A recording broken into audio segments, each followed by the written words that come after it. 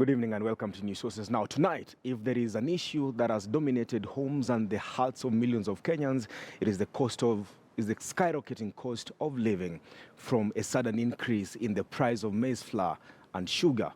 And now milk, millions of Kenyans are walking a tightrope. The government is blaming the state of affairs on external forces, but many feel that corruption and a mismanaged economy is at the heart of this problem. Let's take a listen. The thing when you're rating this maize flour, we don't know whether this is going to be passed to the common mananchi. This is why we've been having a problem. Mr. Speaker, how long does it take a government to plan to address the issues that affect the common person? Mr. Speaker, it would be excused to imagine that the leaders of this government have been living out of this country. That's why we're kicking off our discussion tonight. The cost of living in this country. I'm joined, of course, my co-host, Julie Masiga. Welcome to the show. Thanks, Dennis. Welcome back. You should have welcomed me back. That's what I'm saying. Welcome. Ibrahim Oruka, journalist. Karibu sana. Sarah Bakata from Nation Newspapers. Welcome to the show. Thank you. And, of course, my good friend here, Danish Odongo. Welcome to the show. Danish, kick us off. What is going on in this country? It's true that Kenyans are struggling. I'm struggling too. But I think we're also making it a bit political. And, in this country that is always political, we want to milk political mileage from every single tragedy, every single challenge we have in this country. And I think we should be focusing on looking for solutions, joining the president, tuko pamoja, and looking for solutions. Julie, tuko pamoja. Are we pamoja in this thing? Danish, are you being serious? I'm being sincere, yeah. Okay. We shouldn't make political mileage out of hunger. Hunger is serious. When you're hungry, you're confused. When you're hungry, you're angry. And I think we should separate politics from the real issue that is affecting this country. And in my opinion, we need to join the president in looking for a solution. Ruko, the real issue that the cost of living has skyrocketed. The price of unga, flour, cooking oil, all those things have gone up. How do we separate then politics from these issues, according to Danish? In fact, I'm even more confused. I don't know what's the politics about this. You guys are starving. People are dying of hunger. The hunger pangs are palpable across the country. So the issue, and in fact, I also don't know what's politicized in the first place, because I'm not seeing a very active political class, even though it should be a serious issue now that it's an election year. Mm-hmm. But the truth of the matter is, personally, I don't really bother about the cost. We have a problem on the table. People are starving. Yeah? It is now reaching a level where it is becoming an issue of national security, of national interest, national security, peace and security. Because I do not know how long it can go on. Mm-hmm. Whether it's political, whether it is the president being joined hands, I don't know. But how long it can go, I don't know. But Sarah, where are we standing as a country at the moment? Are you feeling the hunger pangs? Of course. Personally, first of all, I was angry to a point of like, what do you mean, let's look for a solution? We didn't wake up one day and then we were hungry, all of us. We started saying we are going to have an issue with maize, we're going to have an issue with sugar from last year. And particularly the issue of sugar is so annoying because everybody knows Mumias goes for maintenance annually for 2 months or 3 months. How come nobody ever plans for this? Last July, we were told our strategic reserve, I don't know, had fallen to how many tons of maize. Mm-hmm. What did we do? Nothing. Meanwhile, the fertilizer was not forthcoming. The seeds, the farmers were complaining about the quality of the seeds, and then there was a drought. Mm-hmm. So if this government was seeing beyond what they are calling, let's not politicize this, they would have planned. There would be no politics about this. There's no politics about hunger. When people are hungry, people are hungry. You should have seen it in your own home. You know tomorrow people need to have lunch. It can't reach tomorrow lunchtime and then you start saying, oh, we are hungry. But Sarah, you'll agree with me that running a country is not like running a kiosk. Exactly. I mean, the president has been running this country the best way he can, Julie. No. I think maybe it's not a political issue, it's a governance issue. Because like Sarah is saying, we've known for a long time about the drought, about the situation with the maize and the sugar, but there seems to have been no planning. So now we're trying to do a stopgap measure at the last minute and people are actually dying. So in that sense, the leadership of this country, perhaps across the board, has failed to provide the most basic of rights for Kenyans. It's being politicized. Of course, this is an election year. We're going into an election in August, and people are beginning to ask themselves, is this the kind of leadership we want going forward? If we can't even eat, surely what else can we do? So in that sense, it's a bit of both. But the people who should take the lead, of course, is the government of the day. And Danish, you'll agree with me. Yeah. The responsibility of any government is to first protect lives and property of its people, to provide And I agree. and feed its own citizens. You cannot tell us I do not want to that this government trivialize. cannot do this. I do not want to trivialize the issue of hunger. I've been hungry before. I know how painful it is. No, I don't think you have. It strips you of your dignity. It takes away your self-esteem, washes you clean, and you become badly off. I understand that very well. Yeah. But also you must also understand that the drought that faced this country is one of the worst in decades. It is unprecedented. Of course, we've got a meteorological department and all kind of planning stuff, but sometimes when our reserves run low, in February, this thing was declared as a national disaster, which means countries and other agencies are supposed to have concerted efforts to rescue us from Danish, it. Galana. Listen, let me finish. Galana kulala. Let me Can we finish. talk about Galana kulala? Let me finish. Kulala During- galana or During the budget, there was zero rating on imported maize for the next 4 months. That's what we want to do in Parliament tomorrow. So right now, I think we should not just talk, because developed countries do not develop by talking. They develop by looking for solutions. As our 53 people years holding later, hands. Danish, you're Yes. telling us we are developing as a country? We are still developing our as a country. people- We are an upper middle First of income all, I economy. don't even think he's being truthful when he says this is the worst drought we have ever seen. Yes. No, in long Kenya decades, has- in decades. In 1984 many it was decades, worse. in Well, I'm many going to have to decades. cut you Not short, even in this- lady and gent, because we're still on matters hunger. And it appears that the cry of millions of Kenyans of millions of Kenyans burdened by the high cost of food has caught the government's attention. The government now wants to zero-rate maize flour and bread in an effort to stem the high cost of living. Is this latest move too little, Government is too not late? working.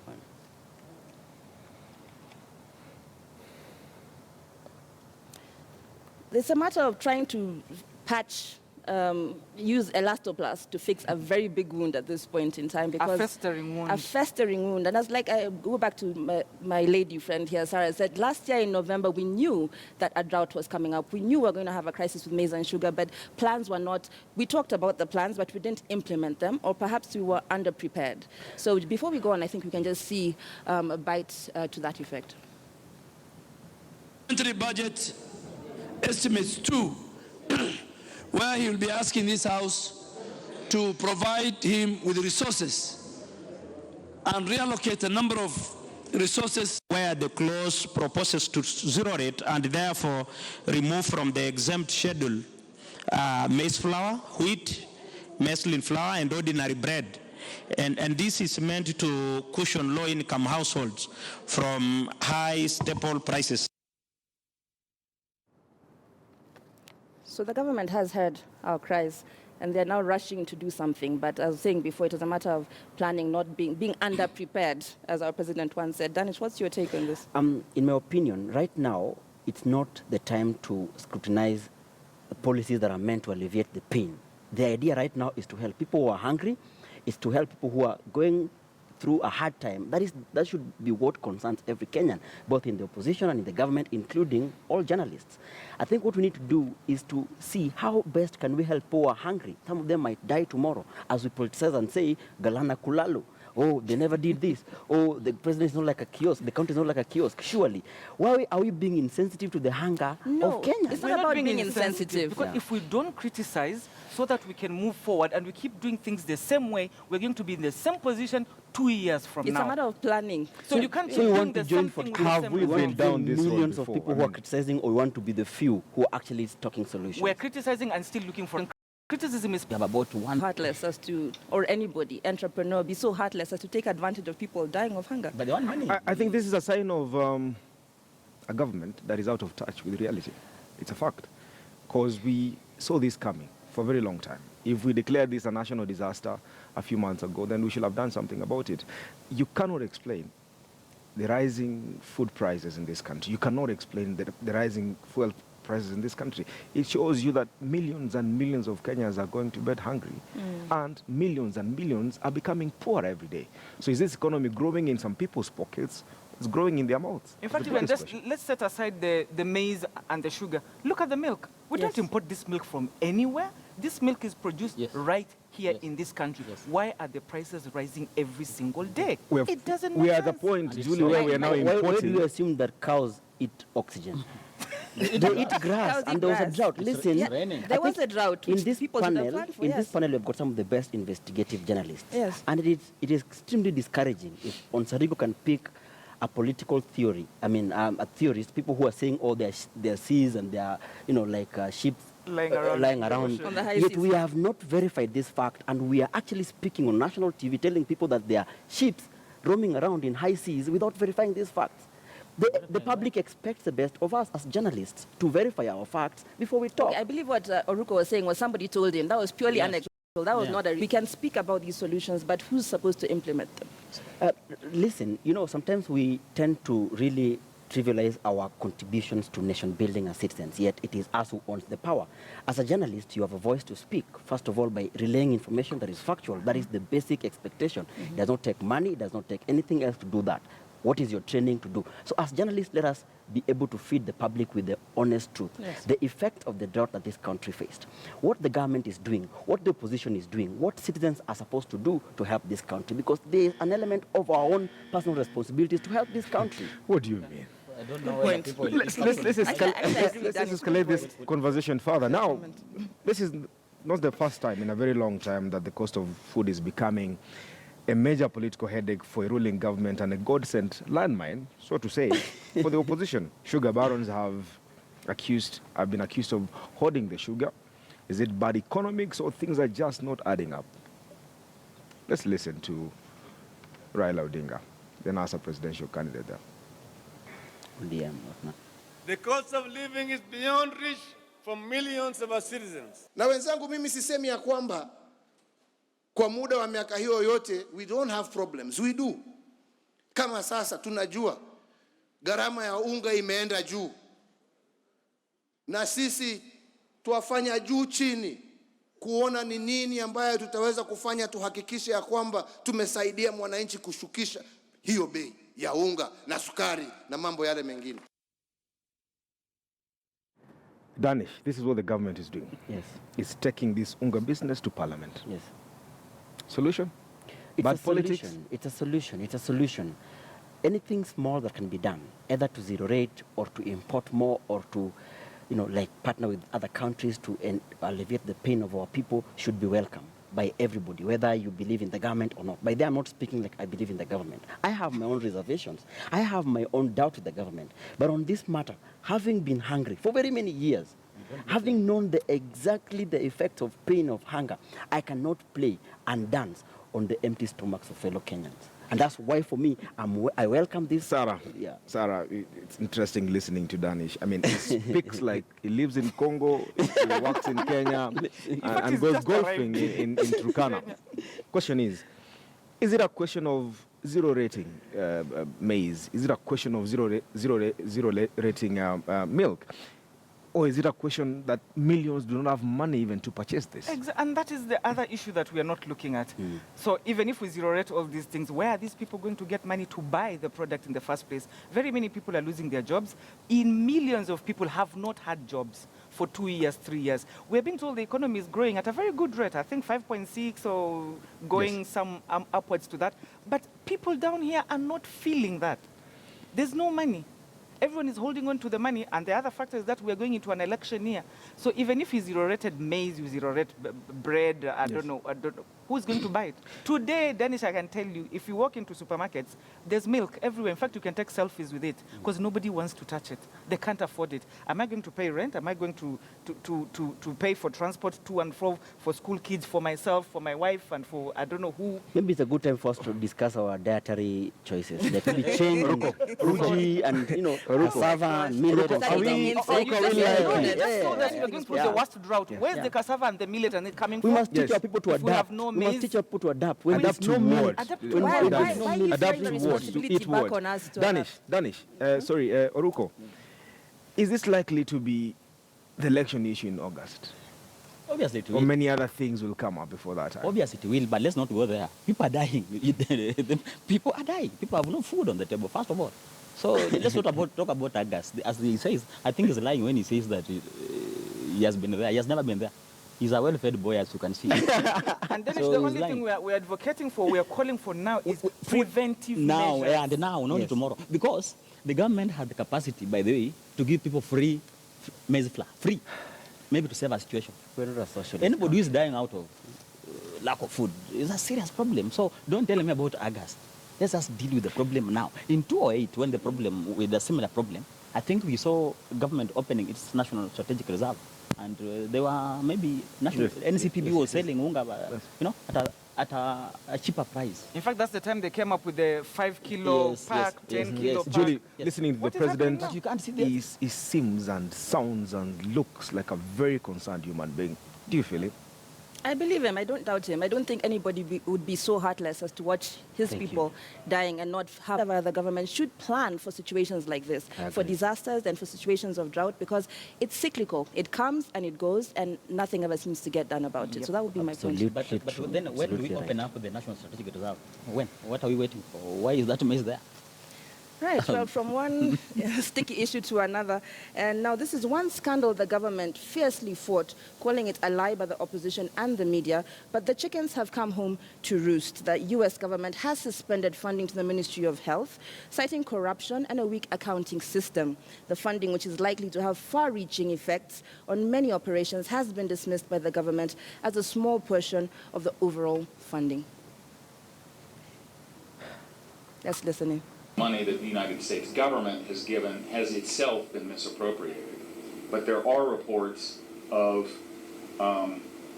some funds not being accounted for. This is Kenyan money. And it's important that those matters be cleared up. In addition, our assistance, there are some requirements for the government to provide accounting and tracking for that support and assistance. Right, so the government says that the funding, the 2.1 billion shillings, is a small portion of the overall funding, but it's actually about 24%, which is quite a sizable chunk, Dennis. Do you think, should we have seen this coming, given what happened at Afya House? Julie, you must remember that when the Nation Media Group first broke this story, I guess, Business Daily, there was some serious fighting from the highest office in the land, saying this was an audit report, it had nothing to do with this.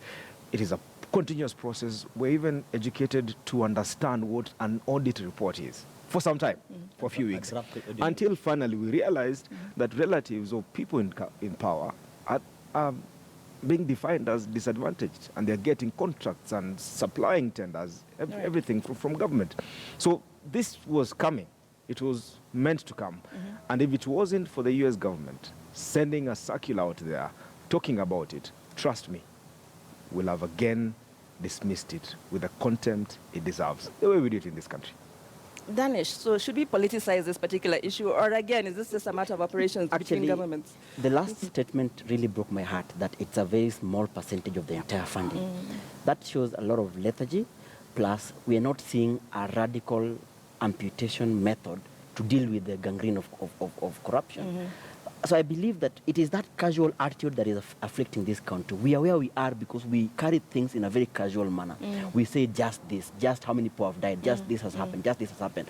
So I really want to condemn, in the strongest term possible, C.S. Mailu for what he termed as a very small contribution to the entire budget. He should have dealt with it and said, we are going to restructure the government, we're going to improve the system that have been raised, or the queries that have been raised, and we're going to deal with the people who have been accused of such a heinous, of stealing from the public. I think I'm very disappointed at that statement. Very disappointed. In fact, I sat back when I heard him say that, and it dawned on me that, you know, after the story broke, after all these corruption allegations came up, then we all went quiet. You know, so people were sitting pretty at the Ministry of Health. Then all of a sudden, meddling US government through USAID issues a statement months later. And everyone is like, you know what, let's just dismiss it. Oh, 2.1 billion. But guess what? This is 2.1 billion that we don't have, that we can't afford. And that's why we went for it. Because really, if we had that kind of money, we would have told them, no, you know what, we don't like you. You give your money, you ask your money with strings attached. We don't need it, but we needed that money. So now it's gone. We are turning around. It's a pure case of sour grapes, by the way. And the fact of the matter is that USAID provides very practical assistance to the Kenyan people in terms of AIDS, cancer, and the help that we actually need. But what they're withdrawing their funding for is for technical committees, intergovernmental consultative forums. So people are actually using this money just to meet Danish and talk about solutions and not actually provide the solutions. And it was only, I think, back in the 80s when funding directly to government was suspended. This is the first time it's happened in decades. Oruko, are we going back to the bad old days? We have been there. We've never left that bad. Oruko, stop being a pessimist. No, have some hope. He's a realist. What you did not say was that it was this story that kickstarted the bad relationship between the government and the media. And it has gone all the way to something called MyGov or something. Right? Yep. So that adverts have been taken away from the government. Because the way Nation covered the story with something like Mafia, the system Yamajamas or something like that. Yep. That's how it started. So somehow the media is being vindicated, but the pain is so tough because the media has been left with no money, with no slice of a cake from the government. So it's not a question of being pessimism, but the reaction from the government initially was so bad. Agreed. If it had its way, maybe it would have hanged the nation. For the first time And let me tell you, I think Odongo is agreeing. Another thing I don't like about the trend that people who are accused of corruption run, they always look for people to blame. They blame boogeymen, they blame foreign forces, they blame the media, they blame people. The only thing they don't deal with is the real thing that is eating them. And I feel bad because I pay taxes in this country. So in my taxes are misappropriated in foreign trips and in medical equipment lying in a port somewhere in Mombasa. Yes. I need to demand an example. And I like what the media is doing, is trying to highlight this story. And I want to urge the government, another government, will be it Japan and other partners, to expose the rot. Now, till forever. It doesn't matter who's in government, is to expose the Ladies rot. and gentlemen, we must take a break, but before we do, we are asking you tonight on our Twitter poll, do you think President Uhuru Kenyatta deserves a second term in office? Do you think President Uhuru Kenyatta deserves a second term in office? You can tweet me at Dion Sarigo, at KTN News, at Julie Masiga, and of course, at yours truly, Oruko Ibrahim. We're taking a short break, but you're coming back.